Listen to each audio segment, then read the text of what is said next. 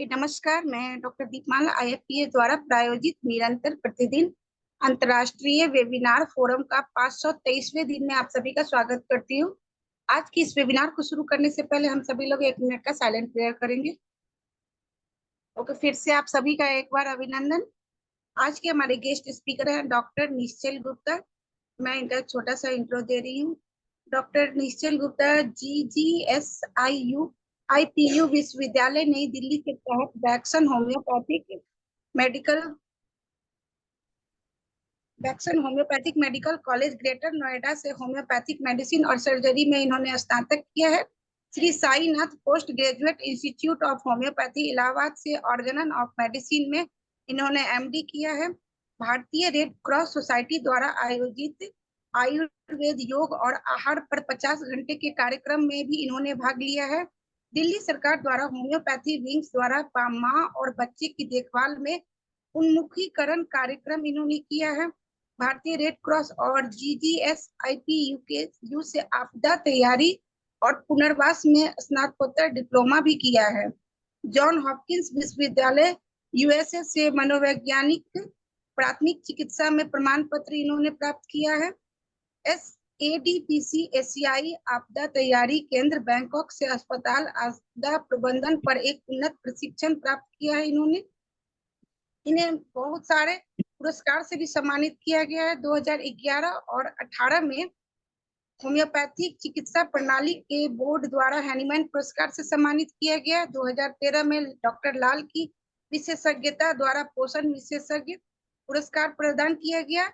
भारत भर में विभिन्न कार्यक्रमों में आपदा प्रबंधन और होम्योपैथी पर CME में वक्ता और मुख्य अतिथि रहे हैं। ये 2020 में CPR और कार्डियक अरेस्ट पर उनके अधीन 600 सरकारी स्कूलों में के प्रधानाचार्यों को प्रशिक्षण देने के लिए SDMC द्वारा सम्मानित किया गया है। डॉक्टर्स फॉर यू फाउंडेशन और अखिल भारतीय चिकित्सक संघ द्वारा चिकित्सा सेवा रत्न पुरस्कार 2021 में प्रदान किया गया। वर्तमान में इनका क्लिनिक गाजियाबाद के रामप्रस्थ कॉलोनी में वेल्सन प्लस हेल्थ केयर में ये इवनिंग में OPD में प्रैक्टिस कर रहे हैं। 31 दिसंबर 2019 से JR किसान होम्योपैथिक मेडिकल कॉलेज के फार्मेसी विभाग में ये सहायक प्रोफेसर भी हैं। इनका आज का विषय है एलर्जिक राइनाइटिस, एक बहुसिर वाला monster. So doctor Nishchal Gupta, आपका IFPS मंच पे बहुत बहुत स्वागत है। Over to you sir. Thank you ma'am. नमस्कार सभी को। मैं जैसा मैम ने बताया, मैं पिछले 15 सालों से प्रैक्टिस में हूँ और स्पेशलिटी मैं कहूँगा या मैं कुछ जो ज़्यादा मेरे पास पेशेंट्स हैं वो एलर्जिक राइनाइटिस के बहुत अच्छे नंबर ऑफ पेशेंट्स हैं मेरे पास। तो इसलिए जब मुझे कहा गया कि भाई आप अपना टॉपिक चूज करिए तो मैंने अपना टॉपिक एलर्जिक राइनाइटिस चुना। मैं कुछ अपनी क्लिनिकल फाइंडिंग्स के बारे में बात करूंगा एलर्जिक राइनाइटिस के ऊपर। क्या है एलर्जिक राइनाइटिस, और जैसा कि मैंने टॉपिक का इस का नाम दिया है कि एलर्जिक राइनाइटिस एक बहु सिरमुखी वाला मॉन्स्टर, तो क्यों है कि ये बहुत सारे सर वाला राक्षस है, इस पे मैं बात करूंगा। क्योंकि देखिए एलर्जिक राइनाइटिस तो यूजुअली हम लोग ये समझते हैं कि भाई ये तो एक कॉमन नजले की प्रॉब्लम है, और नजले की प्रॉब्लम है तो भाई पेशेंट आता है खांसता हुआ छींकता हुआ, आंख से नाक से पानी आ रहा होता है, और इस वजह से हम उसको अपना जो मैक्सिमम दवाइयाँ यूज करते हैं एकोनाइट, सबाडेला, एलियम सेपाई दे देते हैं, लगता है ठीक हो जाएगा, यूफ्रेशिया, बहुत सारी दवाइयाँ हैं जो हम कॉमन प्रैक्टिस में यूज कर लेते हैं। लेकिन मेरा इस प्लेटफॉर्म से आज ये बताने का आपको एक चीज बताना चाहूंगा कि एलर्जिक राइनाइटिस जो है, अगर आप उसको उसके और जो बाकी सारे एंगल्स हैं उनको अगर आप टटोल लेंगे, उनको साथ में ले लेंगे, तो आपको बहुत सारी चीजें जो हैं आप बहुत सारी चीजें कर पाएंगे। आप बहुत सारे पेशेंट्स को उस हिसाब से को आप मैं ये कहूंगा कि विनिंग द पेशेंट, मैंने भी इसमें एक स्लाइड बनाई है अपनी प्रेजेंटेशन में, विनिंग द पेशेंट, कि कैसे आप अपने पेशेंट को विन कर पाएंगे एलर्जिक राइनाइटिस के। तो मैं शुरू करूंगा, मैं स्लाइड शेयर करूंगा। प्लीज आपका जो भी कोई सवाल हो, कोई भी कोई क्वेरी हो, प्लीज कभी भी मुझसे पूछ लें। मैं कोशिश करूंगा जितना मेरा थोड़ा बहुत अनुभव है कि उससे मैं उसको सॉल्व कर सकूं। सर कोई, प्रेजेंटेशन। जी मैम। हाँ सर, क्वेश्चन आंसर का सेशन लास्ट में हमारा रहेगा। ठीक है ठीक है, नहीं मैम, अगर बीच में किसी को कुछ पूछना हो तो कर लेंगे, छोटी सी प्रेजेंटेशन है, ज्यादा नहीं है। ज्यादा तो यही है कि इसमें आपस में बातचीत से सीखेंगे तो ज्यादा, एक डिस्कशन बेस्ड रहेगा तो ज्यादा बढ़िया रहता है। ठीक ठीक है, ओके। जी जी। प्रेजेंटेशन जो है मेरी इंग्लिश में है, लेकिन हम उसको क्योंकि माध्यम हमारा हिंदी है तो हम उसमें ही बात करने की ज्यादा कोशिश करेंगे। क्या ये सबको दिख रही है, मेरी प्रेजेंटेशन सबको दिख रही है? क्या सब यस देख पा यस, रहे हैं please? Yes yes sir, it's visual. ठीक है। तो जैसे कि टॉपिक की एलर्जिक राइनाइटिस एक बहुमुखी वाला मॉन्स्टर, हम कहेंगे कि रावण की तरह से है, बहुत सारे सर हैं। क्यों, पहले बात कर लेते हैं कि एलर्जिक राइनाइटिस क्या है। सबको पता है एलर्जिक रिस्पॉन्स है, ये बॉडी का एलर्जेंस के प्रति, जिसमें स्नीजिंग हो जाती है, छींकें आती हैं, आंखों से पानी आता है, आंखों में खुजलाहट होती है, इस तरह के सिम्टम्स आते हैं। बट बेसिकली क्या है कि ये हमारी जो इम्यूनिटी है बॉडी की, जो हमारी रोग प्रतिरोधक क्षमता है, ये उसका एक, ये कह लीजिए कि उसका एक रिस्पॉन्स है फॉरेन बॉडी के लिए। आईजी मेडिएटेड रिस्पॉन्स है, इम्यूनोग्लोबिन ई एक हमारी बॉडी के अंदर एंटीबॉडी होती है, और वो बढ़ जाती है। इसमें उनका काउंट बढ़ जाता है, क्योंकि एलर्जीज को सबसे पहले अगर कोई रिस्पॉन्ड करती हैं तो आईजी एंटीबॉडीज रिस्पॉन्ड करती हैं। तो इसलिए जब भी हम अगर कभी एलर्जिक राइनाइटिस के पेशेंट का अगर ब्लड टेस्ट करवाएंगे, तो उसमें आईजी, अगर आप सीरम आईजी कराएंगे, तो चांसेस हैं कि मैंने देखा है कि 10 में से 7 पेशेंट्स का सीरम आईजी लेवल हमेशा बढ़ा हुआ ही आता है। और सबसे बड़ी बात, अगर हम अपनी होम्योपैथी की बात करें तो, एक मिनट प्लीज दीजिएगा। अगर हम अपनी होम्योपैथी की बात करें तो होम्योपैथी में कि हम होम्योपैथ्स के लिए तो एक बहुत बड़ी ब्रेड एंड बटर है ये, जो है एलर्जिक राइनाइटिस के केसेस, क्योंकि सबसे ज्यादा नजले खांसी जुकाम के केसेस हमारे पास ही आते हैं। चलिए अब बात कर लेते हैं कि इसका प्रेवलेंस क्या है, इतना ज्यादा ये प्रचलित क्यों है एलर्जिक राइनाइटिस आज के दिनों में। एक तो ये किसी भी एज ग्रुप में हो रहा है, अगर आप देखेंगे हर तरह के आपके पास पेशेंट आ रहा है। 5 साल 6 साल का बच्चा भी आ रहा है आपके क्लिनिक में छींकते हुए, और 70 साल 80 साल का एक एक वृद्ध बुजुर्ग व्यक्ति भी आ रहे हैं छींकते हुए। और दोनों ही तरीके के, मेल्स और फीमेल्स दोनों में इक्वली ये पाया जा रहा है। एक बहुत बड़ा कारण है लाइफस्टाइल, ज्यादातर लोग बैठे हुए हैं, डेस्क जॉब है, एसी के नीचे बैठे हुए हैं, एसी से तुरंत निकलते हैं बाहर, गर्मी में चले जाते हैं। बहुत सारे पेशेंट्स में मैंने देखा है जो कि ऑफिस में जॉब करते हैं, उनका दिन में ऑफिस में सारे टाइम एसी के एनवायरनमेंट में बैठे हुए हैं, लेकिन दिन में लंच के लिए बाहर निकल रहे हैं, सिगरेट पीने के लिए बाहर निकल रहे हैं, चाय पीने के लिए बाहर निकल रहे हैं, वो भरी गर्मी में अपने ऑफिस के बाहर जा रहे हैं। ऐसे बहुत सारे पेशेंट्स को मैंने देखा है कि भाई उनको ये नजले की जुकाम की प्रॉब्लम हो रही है। आ, इसके साथ अगर मैं बात करूँ कॉन्कॉमिटेंट, अगर आप देखेंगे पेशेंट्स को बहुत सारी चीजें हैं साथ में, इसको बाद में मैं डिस्कस करूंगा। इन पेशेंट्स को साथ में गैस्ट्राइटिस का इशू है, स्पॉन्डिलाइटिस का इशू है, कब्ज का इशू है, आर्थराइटिस का इशू है, बहुत सारे इशू हैं साथ में, क्यों है उसके बारे में बात करेंगे। और सबसे ज्यादा इन 3 पेशेंट्स में तो मैंने बहुत देखा है, मैं इसको एक एब्रीवेशन देता हूँ एचओडी, कि हाइपरटेंशन, ओबेसिटी और डायबिटीज, यानी कि हाई ब्लड प्रेशर, मोटापा और मधुमेह के रोगों में सबसे ज्यादा जो लोग हैं उनमें मैंने एलर्जिक राइनाइटिस के बहुत केसेस देखे हैं। मैं कहूंगा 10 में से 9 पेशेंट्स को जो इन तीनों के हैं उनमें उनको ये दिक्कत होती ही होती है। हम भारत में अगर कॉजेज की बात करें या विश्व में भी बात कर लें, भारत में सबसे ज्यादा डस्ट और पॉलन सबसे बड़े कॉजेज हैं। फाउल ऑर्डर्स कई बच्चों को और बड़ों को भी, स्पेशली लेडीज को जो मैंने केसेस देखे हैं, उनको थोड़ी सी भी अगर स्मेल आ जाती है, किचन में स्मेल आती है, वो तड़का लगाती हैं, उनके घर में या तो वो छींकना चालू हो जाती हैं या घर में कोई और छींकना चालू हो जाता है। ठंडी चीजों से, ठंडा खाना खाया, आइसक्रीम खाई या ठंडा पानी पी लिया, कोल्ड ड्रिंक से, किसी किसी को ये भी देखा है कि गरम मसाले से या किसी और तेज मसाले से भी उनको ये दिक्कत हो जाती है। कुछ अलग अलग, हर किसी की अलग अलग है, कोई कोई दही से बताता है दही से दिक्कत हो गई है मुझे। और सेडेंटरी लाइफस्टाइल से बात करी, बैठे रहने का काम है, एक्सरसाइज नहीं है, स्मोकिंग बहुत बड़ा कारण है। और चेंजेस इन टेम्परेचर, ये देखा गया है कि भाई सर्दी से गर्म, गर्मी से सर्दी आती है, बारिश का मौसम आता है, तो एलर्जिक राइनाइटिस जिन लोगों को है उनकी कंडीशन खराब हो जाती है। अब बात करते हैं सिम्टम्स की। मैंने सिम्टम्स को सिंपली एक ABCD फॉर्मेट में कर दिया है कि मैक्सिमम पेशेंट्स जो आते हैं एलर्जिक राइनाइटिस के, वो ये 4 सिम्टम्स लेके आते हैं ABCD, जिनको मैं बोलता हूँ। एलर्जिक पहला है एलर्जिक स्नीजिंग, कि भाई कोई भी जिस चीज से उनको एलर्जी होती है, जैसे ही उन्होंने उसके संपर्क में आते हैं, उनको छींके चालू हो जाती हैं, आंख से नाक से पानी चालू हो जाता है। दूसरी एक मजेदार बात यह है कि हमें लगता है कि भाई स्नीजिंग हो रही है, छींकें आ जा रही है, नाक से पानी बह रहा है, लेकिन इसके साथ जो है नाक जो है वो नाक में ब्लॉकेज नहीं होगी, लेकिन पेशेंट्स को नाक में ब्लॉकेज जो होती है, इनके टर्बिनेट्स हाइपरट्रॉफी हो रखी होती है, और साथ साथ कई पेशेंट्स को नाक में पॉलिप भी होते हैं। तीसरा कंजेशन होती है, दिन में नाक बह रही है, रात को लेटते हैं तो इनकी नाक बंद हो जाती है। कई लोगों को रात को अपना इनहेलर लेके सोना पड़ता है, कई लोगों को स्टीम लेके सोनी पड़ती है। इवन कई लोगों को तो ऐसा होता है कि जब तक नाक में स्प्रे नहीं डालेंगे, उनको सांस नहीं आएगा रात को। और सबसे बड़ी चीज, क्योंकि एलर्जिक राइनाइटिस के साथ जहां तक मैंने देखा है, इस केसेस में ये तो मैं कहूंगा कि 100 में से 99 केसेस में एलर्जिक राइनाइटिस के साथ साइनोसाइटिस की प्रॉब्लम होती है। ठीक है, और साइनोसाइटिस की प्रॉब्लम होती है तो साइनोसाइटिस का मतलब है कि भाई साइनसेस में इन्फ्लेमेशन। अगर आप ऊपरी मोटे मोटे तौर पे देखेंगे तो 3 साइनसेस, एक हमारा ये फ्रंटल साइनस, एक हमारा स्फेनॉइड साइनस, इथमॉइडल साइनस, और ये हमारा मैक्सिलरी साइनस।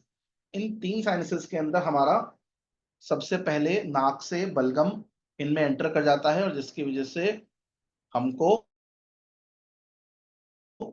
जो है छींकों की एलर्जी की दिक्कत चालू हो जाती है।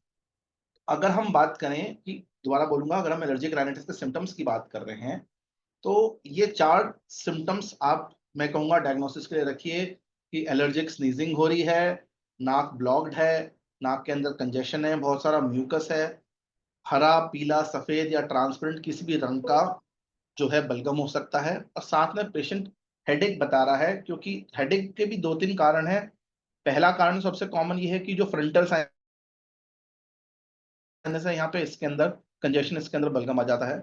दूसरा ये है कि पेशेंट बार बार छींक रहा है, तो उसकी वजह से फेशियल मसल्स की टेंशन भी हो जाती है, जिसकी वजह से ये पूरा एरिया, वो पेशेंट जिसको मस्कुलर टेंशन हो रही है वो बताएगा फोरहेड में पेन होगा, इधर साइड में आंखों के भौं के ऊपर, और यहाँ साइड में जहां हमारी कलम होती है टेम्पल्स में, वो पेन बताएगा सबसे ज्यादा। कुछ कुछ पेशेंट सही बताएंगे कि पेन हमारा जो है वो पीछे सर की तरफ भी जाता है, और ये कारण इस वजह से भी है कि वो छींक छींक के उसको साथ में सर्वाइकल का इशू भी स्टार्ट हो गया है। सडन स्नीजिंग कर दी, बच्चा बैठा हुआ था या एक आदमी गाड़ी चला रहा था, सडन छींकें चालू हो गई, तो उससे यहाँ पर भी जर्क पड़ता है, और इसकी वजह से एलर्जिक राइनाइटिस की वजह से सर्वाइकल की दिक्कत भी हो जाती है।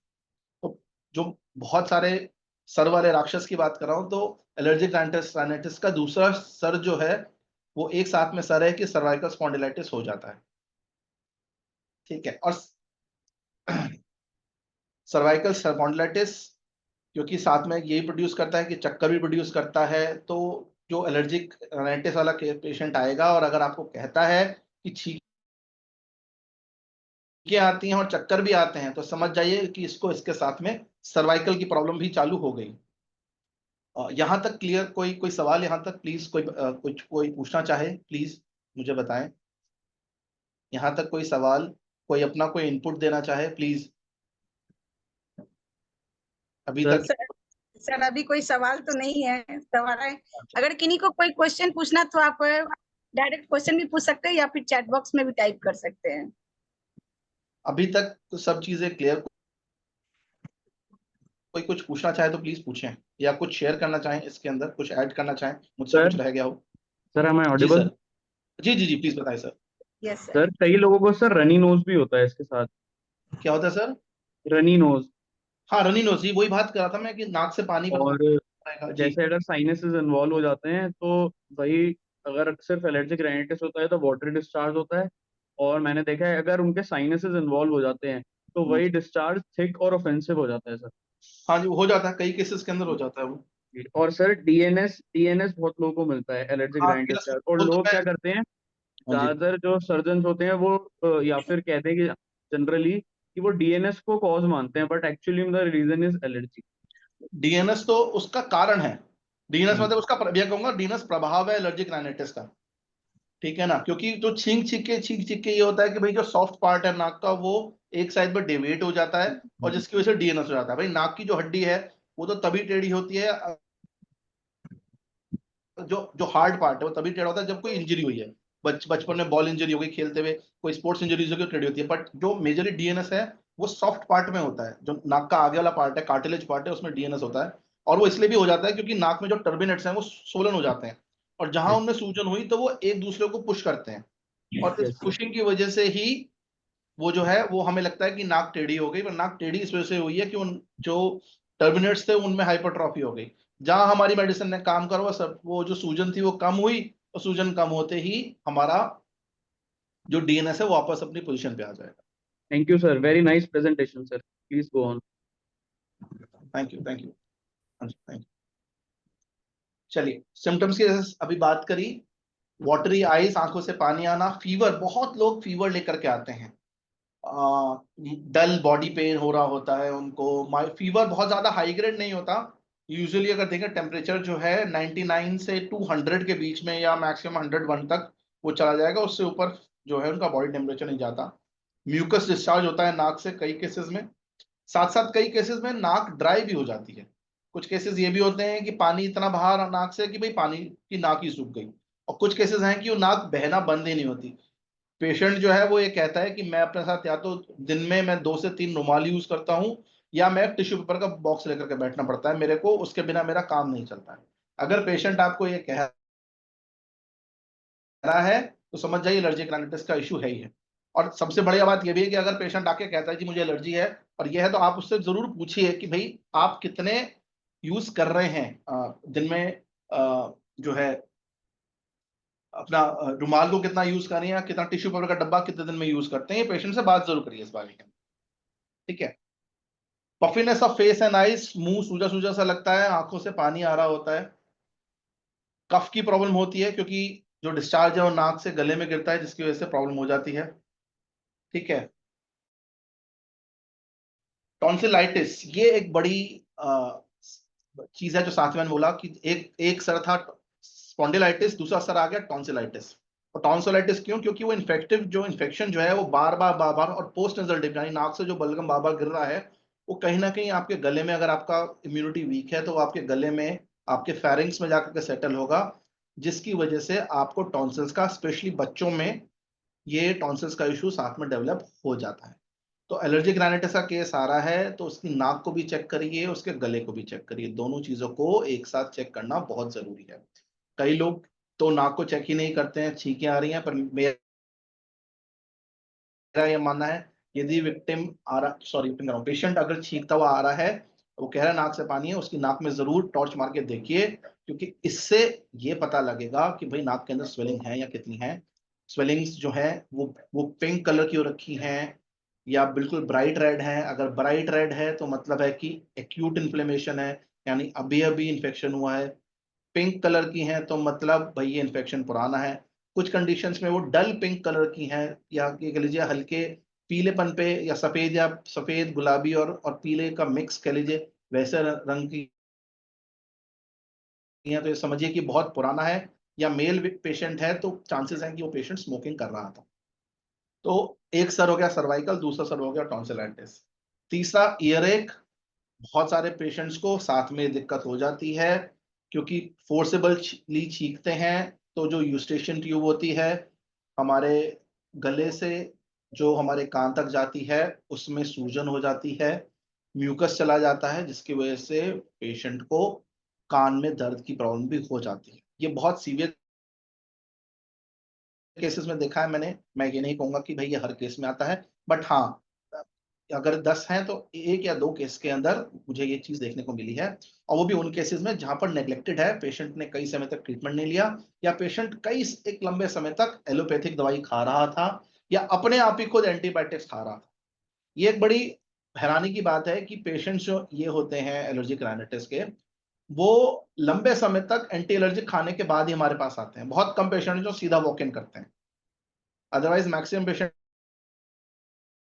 ऐसे हैं जिन्होंने कम से कम 8 से 10 बार एंटीबायोटिक का कोर्स करा हुआ है।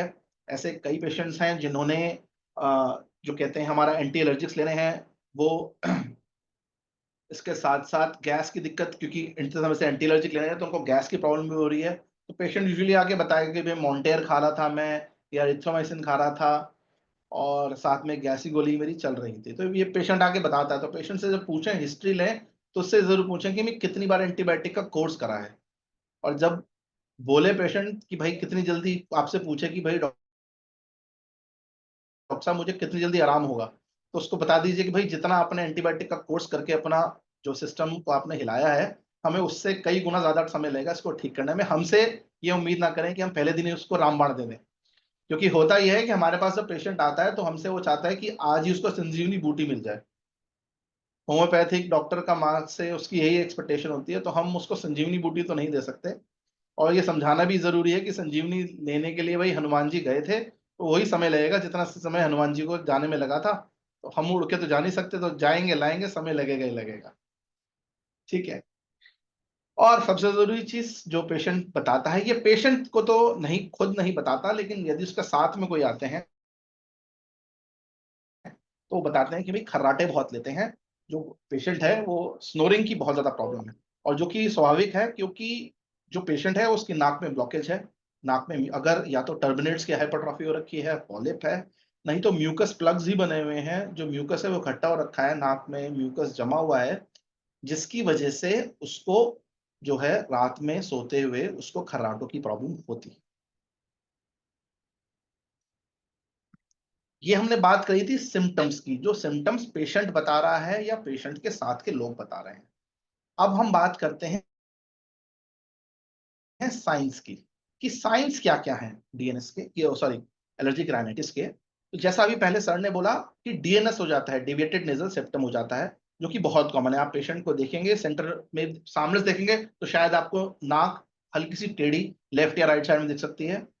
या दूसरी चीज, अगर आप नाक में टॉर्च मार के देखेंगे, ये बहुत ईजी है।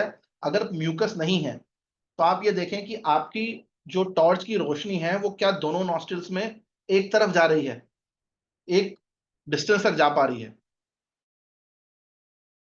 यूजुअली क्या होता है कि जिस तरफ नाक की हड्डी टेढ़ी हो रखी है, मान लीजिए लेफ्ट और राइट है, और अगर नाक इस तरफ को डिवेटेड है, तो जो जिस तरफ नाक की हड्डी टेढ़ी हुई है उस तरफ जो टॉर्च की रोशनी जाएगी वो थोड़ी दूर तक ही जाएगी। लेकिन जो जहां से हड्डी पुश हुई है वो वाली साइड क्योंकि थोड़ी चौड़ी हो गई है, तो वहां पे टॉर्च की रोशनी बहुत अंदर तक जाएगी, आप नाक के अंदर तक देख पाएंगे। लेकिन जो साइड टेढ़ी हो रखी है, जिस साइड जो सेंट्रल जो कार्टिलेज पुश हो रखी है जिस साइड, वो साइड में आप थोड़ा सा ही देख पाएंगे। तो ये एक कंफर्मेटरी साइन हो जाता है कि भाई पेशेंट को डीएनएस यानी कि डेविएटेड नेजल सेप्टम में उसकी नाक की हड्डी यानी उसकी नाक की कार्टिलेज थोड़ी सी टेढ़ी हो रखी है। टर्बिनेट हाइपरट्रॉफी, उसके नाक में आपको छोटे छोटे टर्बिनेट्स जो होते हैं वो आपको सूजे हुए मिलेंगे। कई बार इतने सूजे हुए मिलेंगे कि आपको लगेगा कि भाई ये सांस भी कैसे ले पा रहा है। तो इसमें इससे मैं आपको जोड़ के बताऊंगा क्या, एक और जो तीसरा सर है टॉन्सिल्स की, मैंने बात करी कि आप जब देखेंगे गले में टॉन्सिल्स आपको मिलेंगे। आप जब इस विक्टिम के नोज के चारों तरफ, आप दोनों तरफ आप प्रेशर मारेंगे यहाँ पे, जब इन पॉइंट्स पे आप प्रेशर करेंगे, तो यदि विक्टिम को साथ में साइनसाइटिस का इशू भी है, उसको मैक्सिलरी साइनसाइटिस है, तो इस केस के अंदर विक्टिम को, पेशेंट को जो है यहाँ पर छूते ही दर्द होगा। इसका मतलब है कि इस एरिया में इंफ्लेमेशन है, यहाँ पर म्यूकस है, मैक्सिलरी साइनस भरा हुआ है म्यूकस से।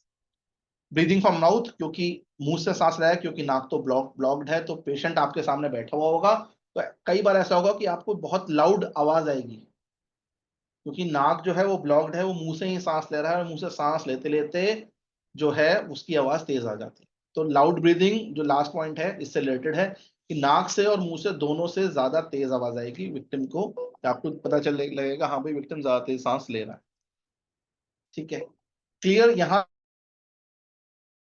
तक? क्लियर साइंस एंड सिम्टम्स यहाँ तक क्लियर? कोई कोई इसमें सवाल, कोई प्लीज इसमें इसमें कोई क्वेश्चन? No sir. ठीक है सर,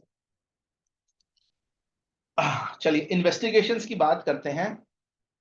अब इन्वेस्टिगेशंस की बात करते हैं, तो जब भी आप इसकी एलर्जिक राइनाइटिस की इन्वेस्टिगेशंस कराएं, तो सबसे पहले तो एक्सरे है। एक्सरे में आपको लिखना है PNS waters view. PNS is paranasal sinuses waters view. ये आपको लिख के देना है, और कोशिश करिए कि पेशेंट को बोलिए कि भाई वो जाकर के एक्सरे करवाए किसी डिजिटल एक्सरे वाले से। डिजिटल एक्सरे की फिल्म बहुत अच्छी होती है। एक सीटी, मैं तो उसको सीटी के बराबर ही मानता हूँ, क्योंकि ईएनटी डॉक्टर्स मेजरली सीटी या एमआरआई के लिए बोल देते हैं, लेकिन आपको डिजिटल एक्सरे में ही ये चीज क्लियर हो जाएगी। ठीक है, एडवांस केसेस में आप सीटी बोल सकते हैं पेरानेजल साइंसेस का, लेकिन मैक्सिमम केसेस में अगर आपने, मेन बात है एक्सरे कौन सा लिखना है, तो एक्सरे लिखना है वाटर। दूसरा एक्सरे जो आप लिखिए वो लिखिए सर्वाइकल स्पॉन्डिलाइटिस के लिए एक्सरे सर्वाइकल एपीलेटरल। अब सर्वाइकल का एक्सरे क्यों लिखेंगे? देखिए, एलर्जिक राइनाइटिस जब होता है, ठीक है, सिम्टम्स की बात करें हम, भी उसको स्नीजिंग चालू हो जाती है, छींकें आने चालू हो जाती हैं, उसके साइनसेस में म्यूकस आ जाता है। साइनसेस में एयर होती है, जब साइनसेस में एयर की जगह पे म्यूकस आ गया, यानी कि बलगम आ गया, तो जो हमारा सर है ये भारी हो गया, और भारी हुआ तो इसने कहाँ प्रेशर डाला? इसने प्रेशर डाला हमारी सर्वाइकल बोन्स के ऊपर, और क्योंकि सर्वाइकल बोन्स के ऊपर इसने असर डाला, तो आप सबसे पहले आप देखेंगे कि पेशेंट जो है आपको बताएगा कि भाई मेरे को गर्दन में भी पेन रहता है, या आप अगर उसकी सर्वाइकल मसल्स को यहाँ पर टच करके देखेंगे,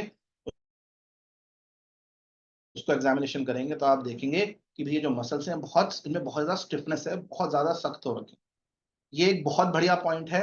आप सर्वाइकल, आप पेशेंट भी हैरान होगा कि भाई मुझे साइनस का इशू था, एलर्जी का इशू था, इसके साथ में मुझे ये प्रॉब्लम कैसे डेवलप हो गई, ये कैसे चालू हो गई।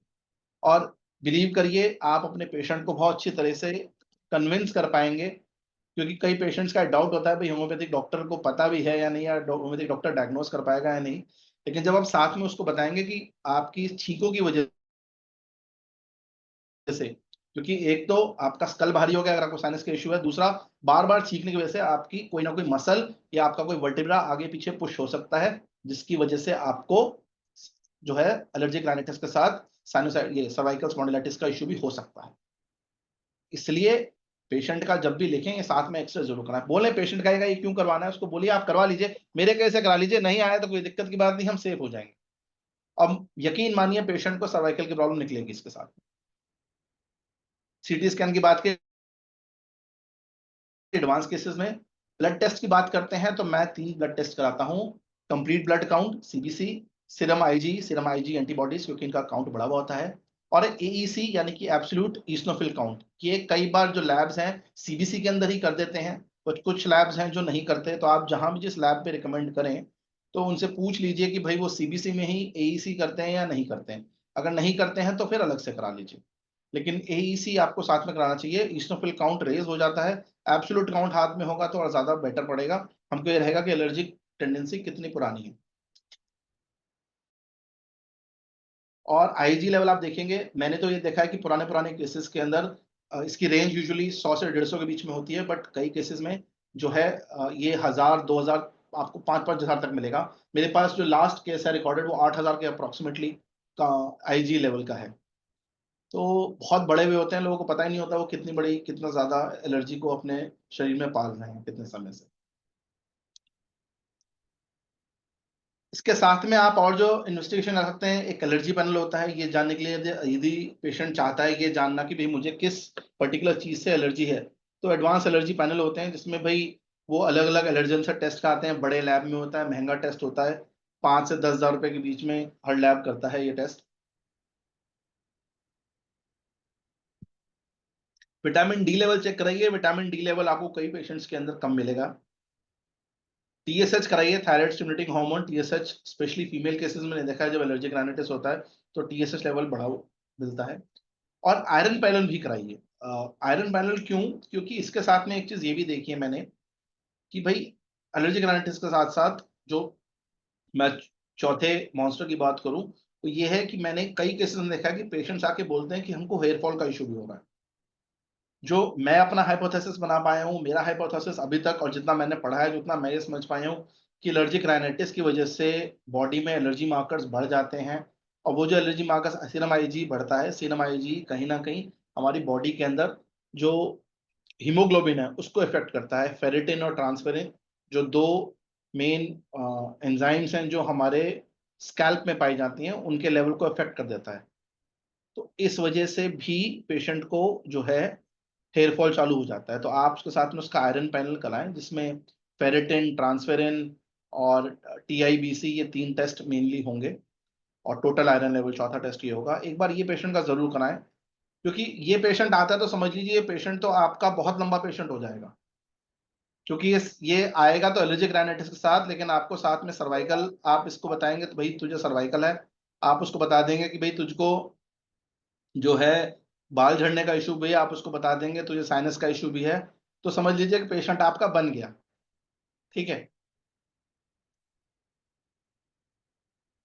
अब क्लिनिकली प्रेजेंटेशन क्या होती है साइनस सिम्टम्स के, मैं बात बोलूं कि पेशेंट आता है जो मैंने पहले ABCD बताई कि भाई allergic sneezing, blocked nose, congestion in nose, ये सारे ABCD सिम्टम्स पेशेंट लेकर के आएगा। पेशेंट को सीजन से एग्रेवेशन हो भी सकता है और नहीं भी हो सकता। कई केसेस में ऐसा भी देखा है कि भी पूरे साल ही उसको छींकों की दिक्कत चल रही है, और कई बार कई पेशेंट ऐसे आते हैं, कहते हैं जी मौसम चेंज भाई, वो मौसम वाले पेशेंट है, सिर्फ मौसम टू मौसम आएंगे आपके पास, कि जब बारिश हुई या ठंड पड़ गई वो तभी आएंगे। अच्छा, ऐसे केसेस में, कई केसेस में मैंने ये भी देखा है कि जब आप फैमिली हिस्ट्री लेते हैं तो पता लगता है कि उनको उसी तरह की एलर्जी की या स्किन एलर्जी की फैमिली में या उनकी ही पास्ट हिस्ट्री में उनको कोने की एलर्जी रही है। एक मेरी फाइंडिंग जो रही है इसके अंदर मैंने देखा है कि पेशेंट्स, क्योंकि एलर्जिक राइनाइटिस है, ये उस जगह पे हो रहा है जहां पे बॉडी में बहुत सारा म्यूकस है, तो मैंने ये भी देखा है कि ऐसे कई पेशेंट्स फंगल इन्फेक्शन की हिस्ट्री भी लेकर के आते हैं, टीनिया की हिस्ट्री लेके आते हैं, टीना क्रूरिस हुआ है या टीनिया वर्सिकुलर हुआ है, इस तरह की प्रॉब्लम्स उन लोगों को पहले हो रखी होती हैं। तो इस चीज को भी टटोलिए, और उस हिसाब से आप अपना टोटलिटी लेकर के पेशेंट को मेडिसिन दे सकते हैं। और रिकरेंस होती है बार बार कि भाई हर साल इस समय पे ही होगा मेरे को, या साल में एक बार मेरे को एलर्जी का अटैक पड़ता ही पड़ता है, या दिन का वो कोई एक पर्टिकुलर टाइम एग्रेवेशन बहुत है।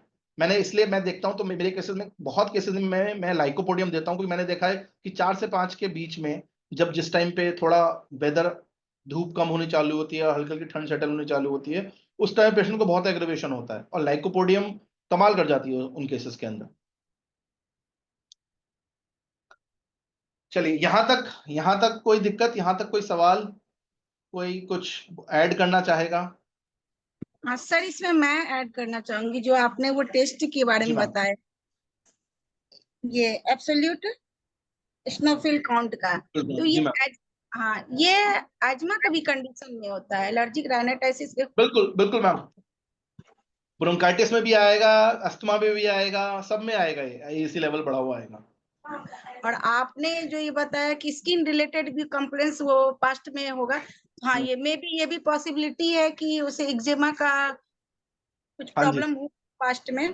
नहीं मैम, कई केसेस के अंदर स्किन डिजीज मैंने जो देखा है, कई पेशेंट स्किन डिजीज की हिस्ट्री, या तो फैमिली फैमिली में स्किन एलर्जी की कोई चल रही होगी, भाई हेयर फॉल का इशू होगा या एक्जिमा का इशू होगा या सोरियासिस का इशू होगा, ये फैमिली हिस्ट्री में मिलता है, और पास्ट हिस्ट्री में भी पेशेंट का मिलता है, स्पेशली फीमेल से मिलता है कि उनको बहुत ज्यादा एक्ने रहा है या बहुत ज्यादा दाने रहे हैं, उन्होंने खूब कॉस्मेटिक्स यूज करे हैं उसको ठीक करने के लिए, और अब हाँ दिक्कत हो गई है। हाँ, ये बिल्कुल, और ये मोस्टली बच्चों में बहुत होता है। जी मैम। हाँ, बच्चे ज्यादा इन्फेक्टेड हो जाते हैं, स्पेशली अर्ली चाइल्डहुड में भी हो गया या एडल्टहुड में भी। और मुझे लगता है क्या कि ये लेट लेट मतलब लाइफ में ये बहुत कम होता है, मोस्टली ये अर्ली एज में होता है।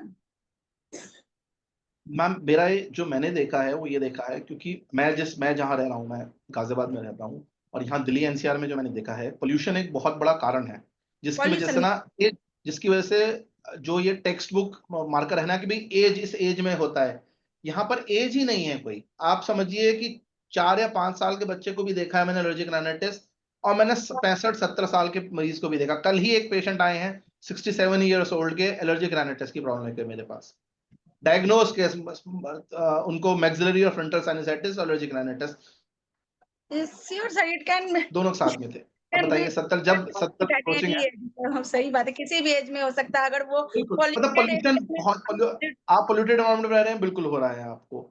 एरिया। सेडेंटरी लाइफस्टाइल है, आप घर में ही बैठे रहते हैं, एक्सरसाइज नहीं करते, बाहर नहीं जाते। एलर्जेंस, मैं ये कहता हूँ कि एलर्जेंस का बिल्कुल एक्सपोजर बंद भी नहीं होना चाहिए। अगर बिल्कुल बंद हो गया तो आपकी बॉडी इम्यूनिटी तो बहुत वीक हो जाएगी। लोग क्या करते हैं, एलर्जेंस का बिल्कुल एक्सपोजर बंद कर देते हैं। इम्यूनिटी का। Hello sir. जी सर। हेलो। हाँ जी सर। जी सर। हाँ मैं हाँ मैं जो है एलर्जिक जो बताए, there are two types of allergic, acute and chronic. जी एक्यूट जी एलर्जिक, एक्यूट एलर्जी को उसे कहते हैं कि sudden attack the symptom without medicine spell the symptom. जी जो है वो आया, सीजनल आया और ठीक हो गया, सर्दी खा जो है आया हाँ ठीक हो जी गया। लेकिन क्रोनिक जो बार जी बार जी आ रहा है एलर्जी, तो उसके हाँ पीछे जी according to law of homeopathic science जी वह क्रोनिक का केस है, miasmatic, background of miasmatic, hmm, और खास करके background of tuberculosis, family history देखिए।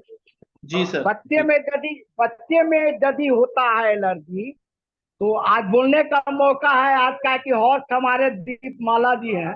इसके लिए बहुत बहुत धन्यवाद। नहीं आसानी सर, जी नहीं है तो बोलने नहीं दिया जाता। नहीं सर, तो सीखने को मिलता है सर, ऐसे ही सीखते हैं हम सब, आपस में ही सीखेंगे। हाँ, आपसे तो वाह वाह, यही आप होना चाहिए। जी जी आपका राय से मैं बहुत सहमत हूँ, जी। नियमता यही होना चाहिए, नहीं नहीं समझे सर, ना। मैं तो और आपके एक्सपीरियंस सामने बहुत नहीं, सीखा हूँ। ये प्लेटफॉर्म बनाया गया कि नहीं सीखने के लिए, नहीं सिखाने के लिए बनाया गया। समझे ना? जी जी तो तो एलर्जी जो क्रोनिक केसेज होता है, तो बैकग्राउंड ऑफ जो है म्याज होता है, and background family history tuberculosis yes sir. एकदम निश्चित रहेगा, ना होने का कोई सवाल ही नहीं है। बिल्कुल। उससे भी ज्यादा बैकग्राउंड, उससे भी ज्यादा बैकग्राउंड जाइएगा, तो बैकग्राउंड में देखिएगा तो उसका फैमिली हिस्ट्री में लोभी प्रवृत्ति का व्यक्ति होगा, समझे ना। यदि बच्चा का मान लिया किसी किस का, चीज का सर? जैसे लोभी, दीपमाला अच्छा। बोली, डीडी। हाँ। लोभी, लोभी बाप अच्छा। हर चीज में लोभी रखता, उसका बाप दादा नाना नानी का हिस्ट्री जब लिख दीजिएगा, तो लोभी प्रवृत्ति जी। उसमें होगा। लोभी प्रवृत्ति का बहुत ही कप का फॉर्मेशन होता है, समझे ना। काम बहुत बात कप चीज है। लोभ अपारा, अक्रोध पित्त नित छाती जा रहा। कामुक व्यक्ति को बात का रोग होता है, और लोभी व्यक्ति को जी कफ का फॉर्मेशन होता है, और क्रोधी व्यक्ति को गैस का फॉर्मेशन होता है जो छाती को जलाता है। इमोशनल, जी जी जी। According to law of homeopathic शास्त्र एंड आध्यात्मिक शास्त्र, समझे ना। मेन कॉज नहीं, ऑफ डिजीज बिल्कुल सही बात। Invisible, main cause of disease invisible, जिसको देखा नहीं जा सकता है, रिजल्ट को देखा जा सकता है। जो रेनाइटिस है या एलर्जी है, it is result not cause, है ना। यह नॉट कारण कॉज। नहीं है, राइट। हाँ कारण नहीं है, यह रिजल्ट है। सर्दी, अब हमारे अंदर में एक्यूट यदि होता है कोई ऐसा, तो हमारा वाइटल फोर्स कहता है शरीर को कि जो है यहाँ रहने का साधन नहीं है, यहाँ पर मैं हूँ, उसको निकालता है। और सर्दी के डालता रूप है में जी। 8 द्वार है निकालने के लिए।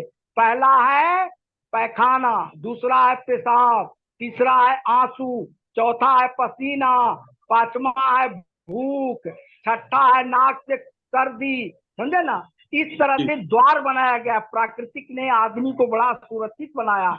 अब हम गलत ट्रीटमेंट लेते हैं, उसको सप्रेशन करते हैं, उसको एंटी मेडिसिन लेते हैं, उसको रोकते हैं। पैखाना को रोकिएगा बीमारी होगा, पेशाब को ज्यादा देरी रोकिए बीमारी होगा। उसी तरह से सर्दी को आ रहा है, उसको हम एलोपैथिक दवा एंटी मेडिसिन देके हम उसको रोक देते हैं शरीर में। तब तीसरा रूप में वह एलर्जिक के रूप में, आजमेटिक के रूप में, रेनाइटिस के रूप में, स्पॉन्डिलाइटिस के रूप में, जिस रूप में हो, लेकिन वह अरे निकलता सर, है। बहुत तो ये बहुत कहा बहुत गया है कि थैंक यू सर। बहुत main cause of disease invisible, कारण जो है इनविजिबल है। इतना ही नहीं है, हमारा होम्योपैथिक शास्त्र हम तो कहते हैं कि मन में ही, जैसे इलेक्ट्रिकल डिसबैलेंस, इलेक्ट्रिकल डिसबैलेंस हमारा जितने भी सर, आप मेडिसिन है। सर प्लीज सर, अब सर को भी बोलने दीजिए, लास्ट में आप अगर टाइम बनेगा हाँ तो तो फिर बोलने दे, ठीक है, ना बोलने Very का good. मौका मिला,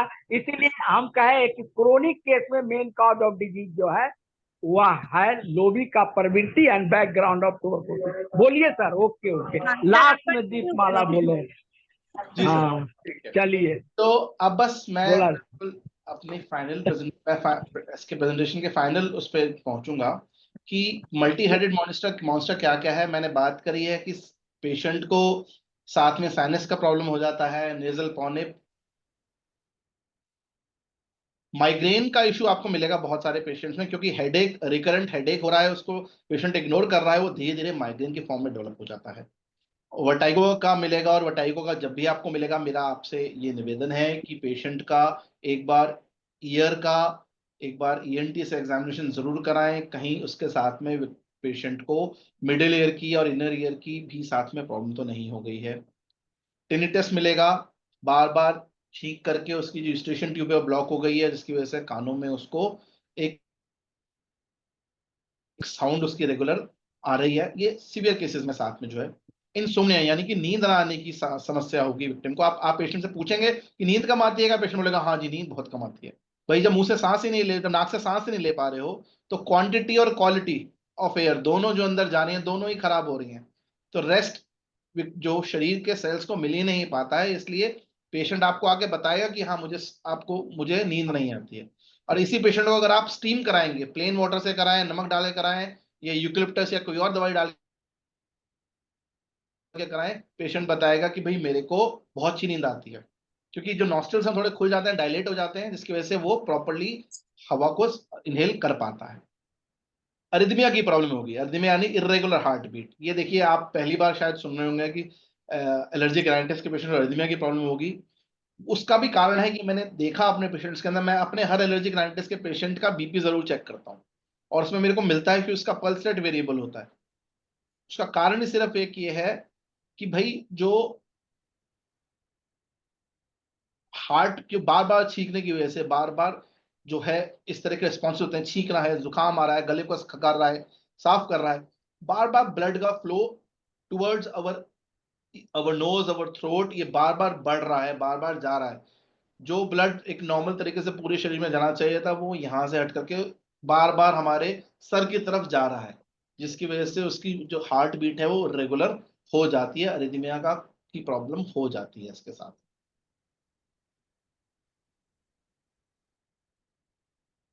और इसके साथ में अस्थमा की, जैसा कि दीपमाला मैम ने बोला कि अस्थमा की प्रॉब्लम साथ में मिलती है पेशेंट को। बैक एक का इशू देखिए, एक और सर जो है वो बैक एक है, क्योंकि छींक छींक के जैसे सर्वाइकल हो जाता है, वैसे ज्यादा छींक छींक के, ज्यादा एक्सर्ट कर करके लोअर बैक में भी मसल पुल, लोअर बैक में भी स्पॉन्डिलाइटिस होने के चांसेस बढ़ जाते हैं पेशेंट को।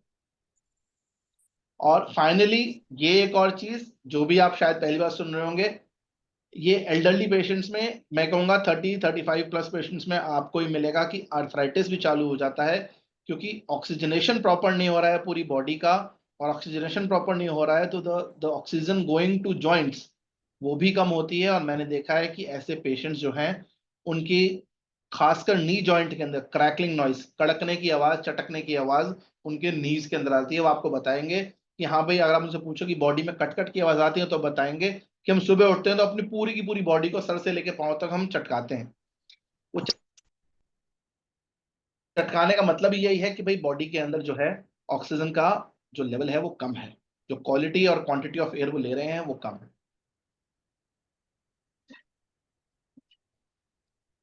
चलिए लास्ट पार्ट पे आते हैं बस, कि पेशेंट को कैसे विन करना है एलर्जिक राइनाइटिस के। बहुत सारी चीजें तो उसमें कर ली, एक तरह से रिकैप ही है। देखिए जो आपके पास पेशेंट आएगा एक मॉडर्न मेडिसिन या एलोपैथिक डॉक्टर के पास से, उसके प्रिस्क्रिप्शन में क्या होगा, एंटी एलर्जिक्स होंगी, एंटीबायोटिक्स होंगी, एंटीऑक्सीडेंट यानी कि कोई मल्टीविटामिन दिया होगा, विटामिन डी दे रखा होगा, कैल्शियम दे रखा होगा, विटामिन सी दे रखा होगा, और इन सब से क्योंकि उसको गैस बन रही होगी तो एक साथ में उसको एंटासिड दिया हुआ होगा। तो एलर्जिक राइनाइटिस का पेशेंट आएगा, जब वो कहेगा, आपसे पूछो क्या क्या दवाई खा रहे हो, तो बताएगा आपको एक मेरी मॉन्टेर ऐसी एलसी चल रही है, एक मेरी एलेग्रा चल रही है, एक मल्टीविटामिन का नाम दे देगा, कोई भी जो डॉक्टर के पास जो एमआर आता है उस हिसाब से वो मल्टीविटामिन दे रहा होगा। और बताएगा जी एक ये मैं रेंटेक की गोली डेली खाता हूँ, या पेंटोसिड DSR रोज एक खाता हूँ, इन्होंने लिखी हुई है। तो मतलब साथ में गैस का इश्यू भी पेशेंट लिखाएगा आप, क्योंकि उसी बोलोगे भाई बंद करो, जहां आपने बोला बंद करो तो बंद करते ही उसको गैस की दिक्कत साथ में चालू और हो जाएगी। तो एक साथ आप इस पेशेंट के बहुत सारे सिम्टम्स आएंगे जिनको आपको देखना पड़ेगा, और धीरे धीरे उसको आराम देंगे। पेशेंट पहले दिन से आपका मुरीद हो जाएगा कि भाई डॉक्टर साहब ने तो मैं तो एक दिक्कत दे गया था, मेरी 10 दिक्कतें साथ में और पकड़ ली। सो जब आपके पास पेशेंट आए तो पेशेंट की कुछ चीजें समझिए, उसका लाइफस्टाइल कैसा है, नेचर ऑफ जॉब कैसा है, सारे दिन एसी में बैठना पड़ता है या दिन में 10 बार अंदर बाहर करना पड़ता है, जहां बैठता है वहां एसी है या नहीं है, बहुत गर्मी तो नहीं है, बहुत ठंडा तो नहीं है, ये उसके आप समझिए। सोता कितने घंटे बहुत जरूरी है, क्योंकि अगर नींद कम है तो ऐसे पेशेंट्स को भी एलर्जिक राइटिस बहुत जल्दी होता है। डेली रूटीन क्या है, खाने का रूटीन क्या है, जो खाना स्किप कर रहे हैं, प्रॉपर मील नहीं ले रहे हैं, दिन में एक बार 2 बार बाहर का खाना खा रहे हैं, फ्रूट डाइट बिल्कुल नहीं ले रहे हैं, उनको एलर्जिक राइटिस बहुत जल्दी होता है। किस चीज से उनको एलर्जी की दिक्कत हो जाती है, भाई घर में छौंका लगा उससे हो गया, सुबह उठे एसी बंद करा तो हो गया, बाहर बालकनी पे गए तब छींकें आना चालू हो गई, बेड से उठते ही कब हो रहा है। हमारे तो भाई मैं कहूंगा कि हमारे स्टेलवॉर्ड्स ने इतनी अच्छी रिपोर्टरीज बनाई है, उन्होंने इतना सारा कुछ रिपोर्टरी मेंशन करा हुआ है, एक एक चीज का आपको ऐसी किसी प्रॉब्लम के लिए आपको आपको दवाई नहीं मिलेगी जो पेशेंट आकर के ना बताए कि मैं बेड से उठता हूँ, बेड से जमीन पे पैर रखता हूँ, खड़ा होता हूँ, हर चीज के लिए एक दवाई है हमारे पास। और डाइट कैसी है, क्या वो न्यूट्रिशियस डाइट ले रहा है या नहीं ले रहा है। मैनेजमेंट फाइनली बात करेंगे। एसिडिक फूड जो मैंने देखा है कि बहुत मसाले वाला खाना उसका पेशेंट अगर कम करिए, उसके इम्यूनिटी लेवल इंप्रूव हो जाता है। रात को सोते हुए एक बार स्टीम बहुत जरूरी है, सादे पानी से, नमक वाले पानी से, या मैं अपनी प्रैक्टिस में यूकेलिप्टस का टिंचर यूज करता हूं, पेशेंट उससे रिलीफ बताता है। फल फ्रूट खिलाइए, विटामिन सी का बहुत अच्छा सोर्स है, विटामिन सी टैबलेट से बेटर उसको बोलिए कि दिन में एक मील फ्रूट की जरूर करनी है। इन केसेस में मैंने ये भी देखा है साथ में विटामिन डी और विटामिन B12 का लेवल कम होता है, तो अगर आप इसका सप्लीमेंटेशन भी करते हैं तो बॉडी की इम्यूनिटी बेटर हो जाती है। पेशेंट को बताइए कि अपनी बॉडी की लिमिटेशन समझे और बार बार अपने आप को टेस्ट करने के लिए अपने आप को जानबूझ के एलर्जन से एक्सपोज ना करें। कई पेशेंट होते हैं जिनको मना कराए दही नहीं खानी, लेकिन वो 2 हफ्ते के बाद क्या कहेंगे, अरे डॉक्टर साहब हम ना एक बार हमने कल सोचा दही खा लेते हैं और हमारी दिक्कत बढ़ गई। भैया जब आपको मना करा था कि दही नहीं खानी तो भी रुक जाओ। पेशेंट अपने आप खुद करता है वो, उसको क्योंकि आराम होगा ना वो कॉन्फिडेंट हो जाता है कि यार अब तो मैं तो ठीक हूँ, अब मैं खा के देख लेता हूँ। जबकि उसको समझना, उसको समझाना बहुत जरूरी है कि भाई जब तक हम ना बोले तब तक अपने एलर्जन से दूर रहें, उनका एक्सपोजर मिनिमम रखें। और सबसे जरूरी मैं ये कहता हूं कि मोशन इज लोशन, तो एक्सरसाइज जरूर कराइए अपने पेशेंट को, उसको बोलिए बाहर नहीं जा सकते, घर में सुबह सर से लेकर पांव तक की स्ट्रेचिंग जरूर करिए, लेकिन बहुत जरूरी चीज है, इसको रूटीन में लाएंगे आपकी बॉडी की इम्यूनिटी वैसे ही बढ़ जाएगी, आपको शायद दवाइयों की डिपेंडेंसी बहुत कम हो जाए। लेकिन एक्सरसाइज को 5, 10, 15 मिनट डेली का रूटीन बनाइए, 3 से 4 हजार कदम चलिए, ट्रैक करिए आप कितना चल पा रहे हैं, फिजिकल एक्टिविटी कर रहे हैं नहीं कर रहे, डेस्क पे बैठे हैं तो स्ट्रेचिंग कर लीजिए, लेटे हुए हैं तो स्ट्रेचिंग कर लीजिए, कुछ ना कुछ बॉडी की फिजिकल एक्टिविटी जरूर। कुछ मेडिसिन जो मैं इसमें यूज करता हूँ, rhus tox, formica rufa, bryonia, ammonium carb, sambucus nigra, sabadilla, apis, aconite, sanguinaria नेक्ट्रिकैंस एक दवाई आती है, लेमनामाइन और यूकलिप्टस, ये 2 दवाइयां यूजुअली मैं टिंचर फॉर्म में यूज करता हूँ इसके अंदर, जिन केसेस में नेजल पॉलिप्स मिलते हैं। सेम्बुगस नाइग्रा भी बच्चों में बहुत अच्छा रिजल्ट देती है, अमोनियम कार्ब बहुत अच्छा रिजल्ट देती है जहां पर पेशेंट बताता है कि नाक बिल्कुल बंद है। ब्रायनिया से बहुत अच्छा रिजल्ट है जब माउथ थर्स्ट मिलती है, ऐसे केसेस में ब्रायनिया से बहुत अच्छा देखा है मैंने। रस्टॉक्स बहुत अच्छी दवाई है चेंज ऑफ वेदर के लिए। फॉर्मिका रूफा जब साथ में नेजल पॉलिप्स हैं उसको, और अर्थराइटिस का इशू भी है, फॉर्मिका रूफा गजब रिजल्ट देती है। सबाडेला, एपेस, एलियम सीपा अपने आप में बहुत बढ़िया दवाइयां हैं नेजल कंजेशन के लिए। सेंगुइनेरिया और सेंगुइनिया नाइट्रिकेंस ये आपको बहुत बढ़िया दवाइयां मिलेंगी, ये टोटली एंटी हिस्टामिन का काम करती हैं जो मैंने देखा है। और लेमना माइनर और यूक्लिप्टस, लेमना माइनर क्योंकि नेजल पॉलिप्स के लिए बहुत बढ़िया, नेजल आउटग्रोथ के लिए अच्छा काम करती है। यूक्लिप्टस यूजुअली मैं अपने प्रिस्क्रिप्शन में पेशेंट को साथ में देता ही देता हूँ, क्योंकि आप नहीं दोगे तो पेशेंट कुछ और दवाई डाल करके रात को भाप ले लेगा, उससे बेटर भैया अपनी दवाई दे दो उससे भाप ले ले। क्योंकि पेशेंट बहुत चालू होता है, पेशेंट ना आपकी बात मान के जाएगा लेकिन आपको बताएगा नहीं कि वो साथ में और कौन सा तिकड़म लगा रहा है, वो कौन सा घरेलू इलाज कर रहा है। तो उससे बेटर है, मेरा मानना है कि मैं अपने पल्ले से उसको चीज पकड़ा दूं, ताकि कल ये ना हो कि जी मुझे जरूरत थी, फिर मुझे किसने बताया ये टैबलेट डाल लो, तो वो डाल के स्टीम ले रहा था। ठीक है सर, थैंक यू। कोई अब आपकी क्वेरी हो, कुछ आप ऐड करना चाहें, प्लीज बताएं मुझे। इसमें मैं अपने मैनेजमेंट के बारे में बताया, तो आपने एक चीज आप ये भी ऐड कर सकते हैं। सबसे पहला कि हाइजीन मेंटेन करके रहना चाहिए। डस्ट से जो एलर्जी है उससे जरूर बचना चाहिए। पेशेंट को जरूर आप ये बताएं कि आप जितना ज्यादा से ज्यादा हो सके हाइजीन मेंटेन करें। ये जी मैं मैम जी, इसीलिए मैम स्टीम बड़ा जरूरी है, क्योंकि सारे दिन जो डस्ट से एक्सपोजर हुआ था उसको क्लीन करने के लिए स्टीम बहुत बढ़िया तरीका है हाइजीन को मेंटेन करने का। अब किन्हीं का कोई क्वेश्चन हो तो आप काइंडली सर से आपको डायरेक्टली पूछ भी सकते हैं और चैट बॉक्स में भी टाइप कर सकते हैं। हमारे पास है अभी 7 to 8 मिनट्स अभी बचे हुए हैं।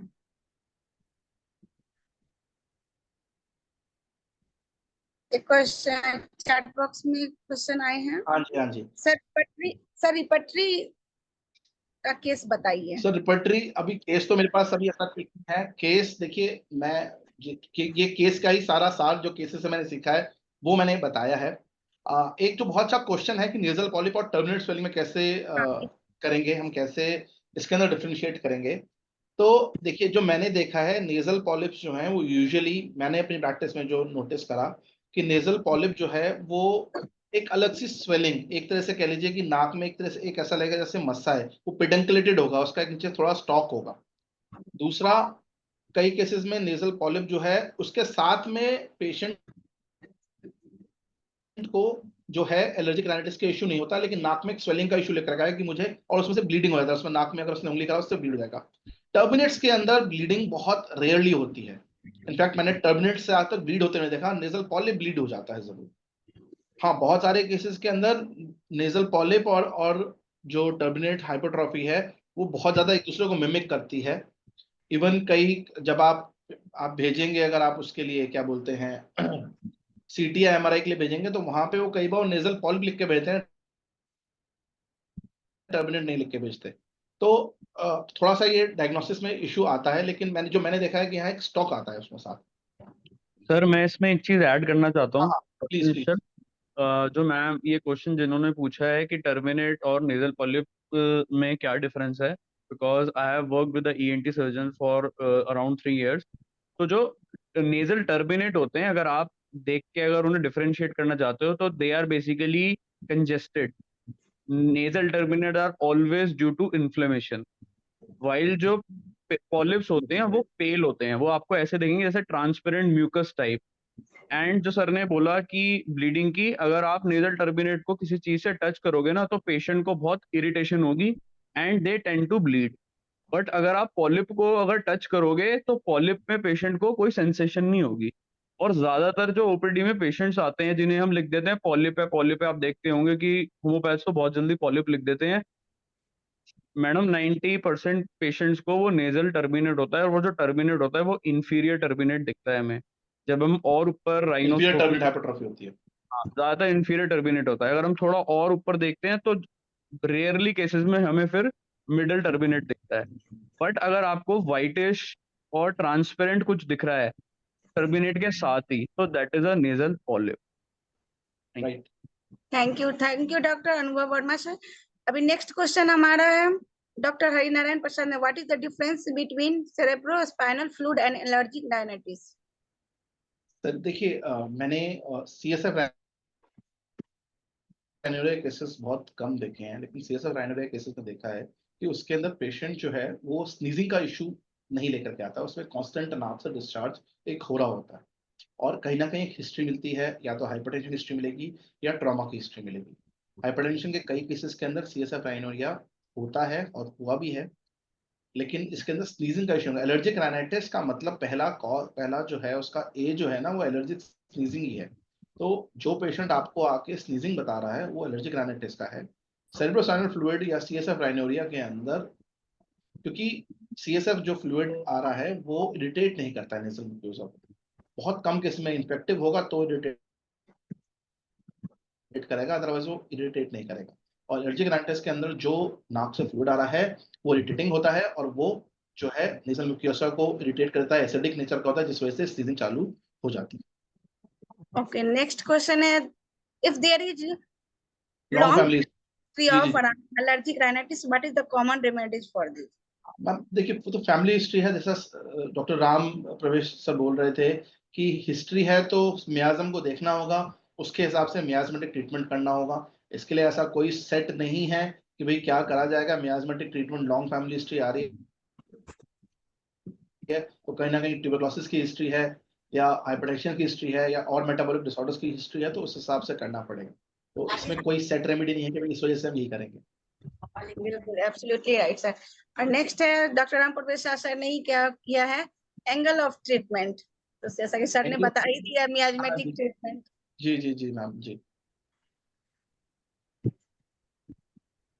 कोई सर किसी का और कोई सवाल प्लीज मुझे बताएं। नेक्स्ट किसी और का कोई सवाल हो? आई थिंक डॉक्टर राम प्रवेश सर ही हैंड रेज कर रहे। हेलो।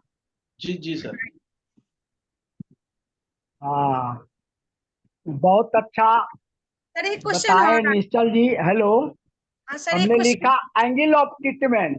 जी जी जी angle of treatment, there are 3 angle of treatment according to law of homeopathic science. जी फर्स्ट, सिम्टोलॉजिकल एंगल। जी symptomological angle, it is very easy angle. Symptom देखते हैं व्राइनिया का, जो है रेस्ट में एम्लोरेशन, चलने में एग्रावेशन, या रात में दिन में, हम लोग इस आधार पर देते हैं। लेकिन दूसरा है मियाज्मेटिकल एंगल। जी जी जी तो there are 2 types of disease, acute and chronic. जी एक्यूट डिजीज को सिम्टोलॉजिकल एंगल से ठीक कर सकते हैं। मियाज्मेटिकल एंगल से ठीक करने के लिए क्रोनिक डिजीज को मियाज्मेटिकल एंगल से ठीक करेंगे। और मियाज्मेटिकल एंगल में वही family history, background, tuberculosis, PTC. And तीसरा है जो आप ज्यादा फोकस किए हैं, पैथोलॉजिकल एंगल। पैथोलॉजी जी हाँ, आपने पैथोलॉजिकल एंगल को ज्यादा फोकस किए हैं। उसके अनुसार दवाई जो है, it is very difficult medicine in homeopathic science. Pathological angle, हर कोई पैथोलॉजिकल एंगल का ट्रीटमेंट नहीं कर सकता है। बहुत उसका लिए, उसके लिए बहुत जानकारी होना चाहिए, जो आप जैसे हो। इसीलिए बहुत बहुत धन्यवाद जी आपको। बहुत अच्छा लगा आपने जो है ओपन किए। ठीक, थैंक ओके। You sir. अब एक क्वेश्चन और हमारे पास है, how long it will take for cure of nasal polyp, any specific remedy? Sir एक क्वेश्चन मैम हमारे देखिए अगेन डिपेंड। हाँ मैम देखिए अगेन इसमें ये एक बड़ा मतलब मैं कहूँगा ये सवाल में ही सवाल है, क्योंकि ये पेशेंट की कंडीशन पे डिपेंड करता है। पेशेंट क्या सिम्टम्स लेकर आ रहा है, उसका डाइट, उसका लाइफस्टाइल कैसा है, क्या एज है, क्या साथ में और उसके कॉन्कॉमिटेंट सिम्टम्स हैं, उन पे बहुत ज़्यादा डिपेंड करेगा। ऐसा हम नहीं कह सकते। ये सवाल तो एलोपैथिक डॉक्टर से पूछा जाता है और वो कहते हैं कि दवाई खा।